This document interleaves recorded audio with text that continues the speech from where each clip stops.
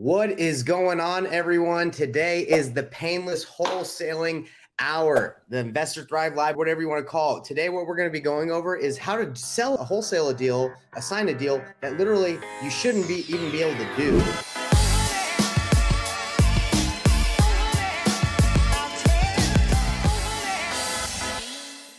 Right now, I'm doing a deal with one of my students, Henry, where he's brought me a deal. It looked good. The seller was motivated, but she wanted retail. And I was like, I just don't think we can get it done. We have an assignment where we got people that we're signing into. It's going to either be a $6,000 to $10,000 deal.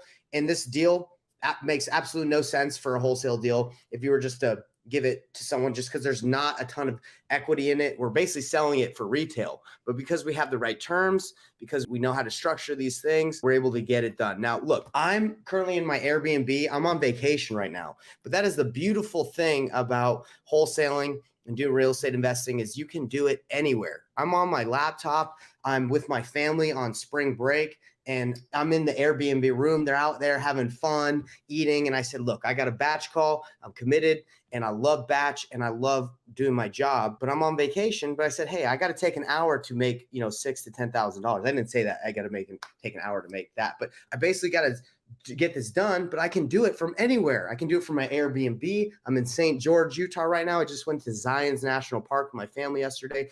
So I'm going to take a little bit of time to show you guys exactly what I have to do to get this deal done. It's an amazing thing. All I have to do with this job is have a laptop and, batch leads and some software, and you can get it done in a cell phone. That's it. And an amazing job where you can just literally go do deals anywhere in the United States on vacation. You can do it virtually anywhere. By the way, this deal is in Florida. I've never been to Myers, Florida, never even stepped in that area. I don't know what it looks like. I don't know anything about it, but I'm doing this deal virtually in Florida, and the seller is in California. Do I need to see what the house looks like? Do I need to know that much about it? Do I need to physically be there? Not really. I just need a couple certain steps, a couple certain things to be able to get it done. And that's what I'm going to show you today. Henry is one of my students. I'm going to kind of explain the process that got us to this point for everyone here and what you need to do and what you need to learn in order to get a seller finance deal done. Now, look, I'm not going to sit here and say I'm the guru, I know everything about seller finance. I don't. And that's the cool thing about having the right people in your corner. I have a title company that I can call and ask questions to. Christina Mosier, GT Title, is awesome. I basically call her and say, hey, Christina, what do I need to get done? What kind of paperwork? And that's the thing. So don't feel you have to be the expert to get deals done. You can leverage other people's expertise to find out what you need to get done. So Henry, I'm bringing Henry on. We'll say what's up to Henry, one of my favorite students. Henry, what's up, brother? What's up, Nathan? Tell me what your thoughts have been on this deal. Has it been kind of crazy for you? To navigate all this? Yeah, it's a long conversation and then a kind of complicated on this deal. Yeah, it's a little bit complicated in the beginning, right? Yep. So basically, Henry, what did you do on this deal? You brought me someone that wanted to sell, right? To kind of explain how this happened. So I meet the seller and then they are motivated to sell on this property. So I bring the deal to Nathan, and then Nathan negotiate with them and then lock this property under contract. And then I help Nathan buy a buyer. And today we currently have 2 buyers interested on this deal. That's right, Henry. So Henry, tell me, this deal didn't really make sense for a wholesale, just to make a lowball cash offer deal, right?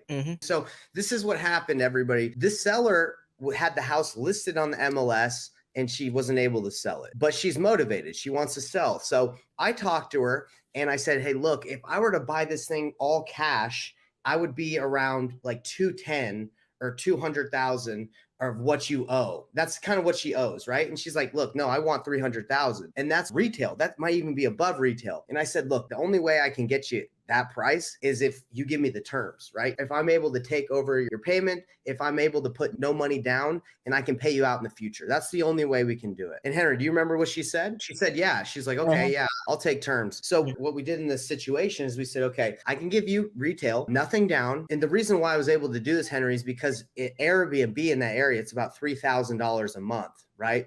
That you can make plus around there. Or if it's short-term rental, it's like $2,500. And her mortgage payment at the time that we knew, it was about $1,400 a month.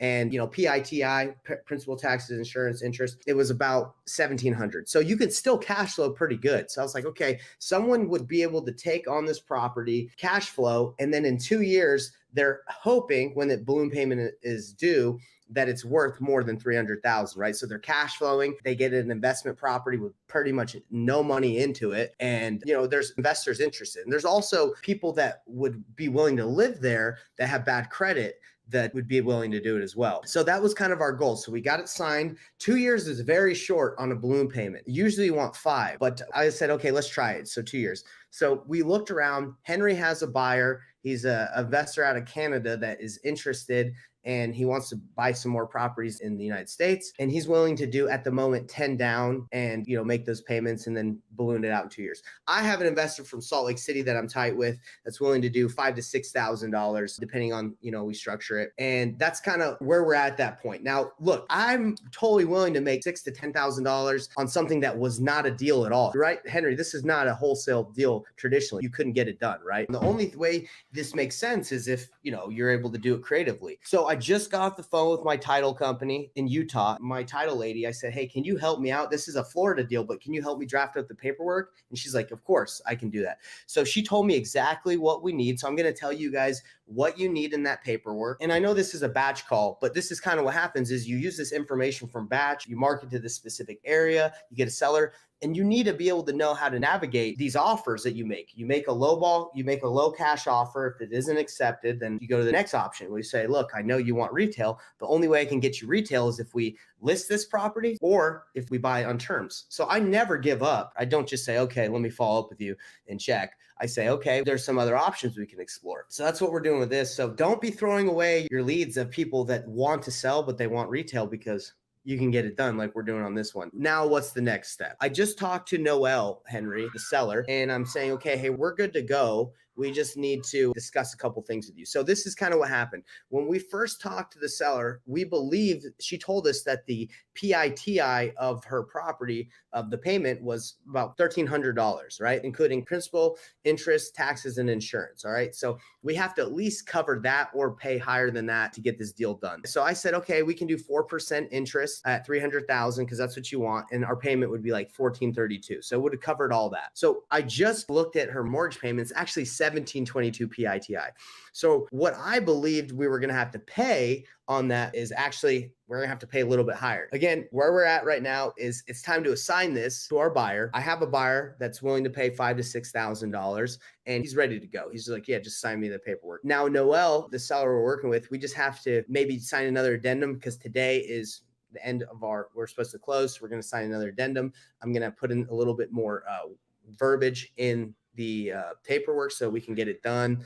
But other than that, we're pretty much done at this point. We just have to send all this to the title and get it wrapped up. And bam, that's it, brother. I know it's a lot. So anyway, there was a comment that came through I want to answer from Amphitrees MZ. She says, how do I pull subject to lists from batch leads?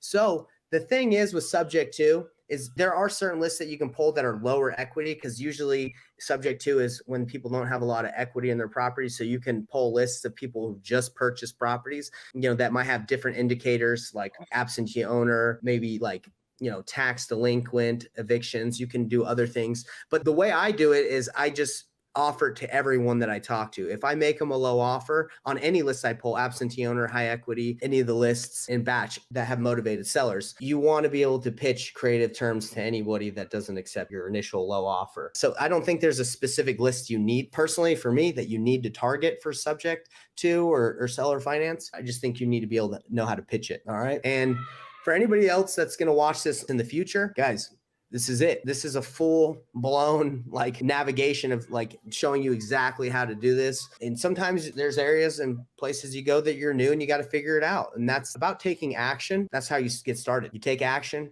and you learn as you go. Hey, Henry, thanks, man. I appreciate that. Well, let's get paid. Let's get paid on this one. Let's get it done. I'll talk to you later. I'll keep you in the loop. And for everybody that's been watching the Painless Wholesaling Hour, this is it. This is how you get it done. There's nothing to it but just to do it. Thanks for watching.